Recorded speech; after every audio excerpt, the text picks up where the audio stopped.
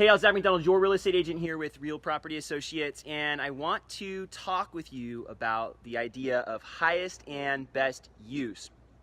Now, the reason I want to discuss this today is because a couple days ago I saw an article, or rather a listing that was circulating around on Facebook that in a lot of people's opinion was very overpriced. It was a little bit shocking actually, and to be honest, I think the property is a little bit overpriced.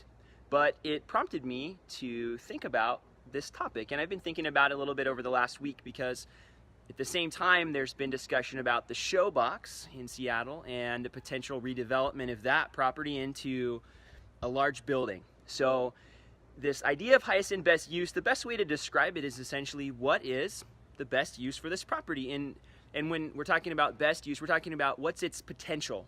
What could this property be or be used for? So if you're in an area like Edmond, downtown Edmonds, there's a lot of older homes that are kind of mixed in with the businesses, and those homes actually, a lot of them are zoned for commercial use. So in theory they could be redeveloped, and there are sections of downtown Edmonds actually that were rezoned, so there is a new highest and best use for some of those.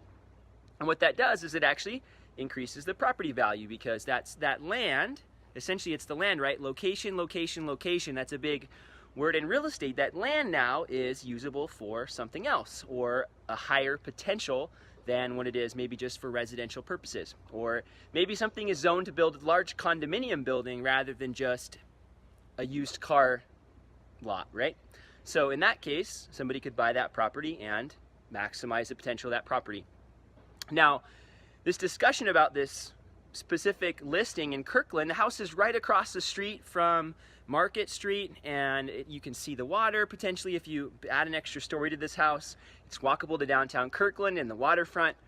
Now, like I said, I think this property is a little overpriced, but it is very valuable to somebody that might want to build a house on it, because now they could build a $2.5–3 million house on this piece of property, and all of a sudden they're actually able to make money on it, and somebody else can enjoy this new house. So to some, and specifically a home buyer, if you're planning to occupy that house, probably not the best investment, right? A little bit overpriced for you. But if you're planning to tear it down, build something else, all of a sudden that value is significantly higher because its highest and best use is actually greater.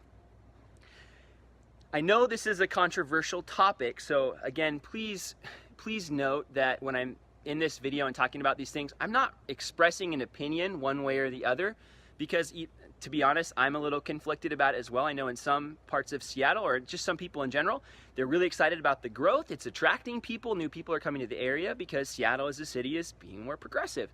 There's others that are enjoying it a little bit, but they want Seattle to still be Seattle the way they remember it. And I was born in this area, so I know. I've been here my whole life.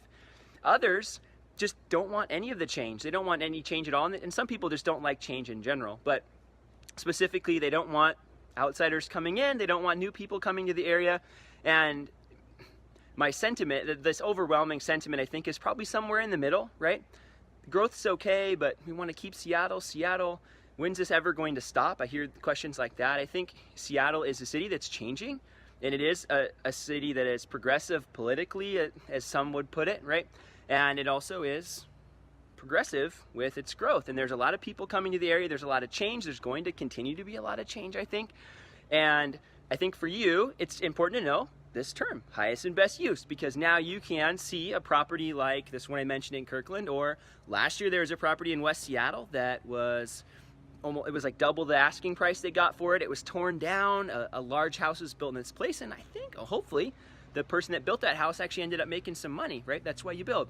So you can actually analyze some of these properties and maybe think, okay, that's why it's listed for so much, because maybe its highest and best use is a greater potential than what somebody maybe would actually pay to live in that house. So hope this was helpful, brought a little value today. And again, I'm not trying to say I agree with one particular way of doing things or another, but I think that we're going to see a lot more rezoning in areas maybe around the light rail. We already have seen that in Shoreline, right north of Seattle.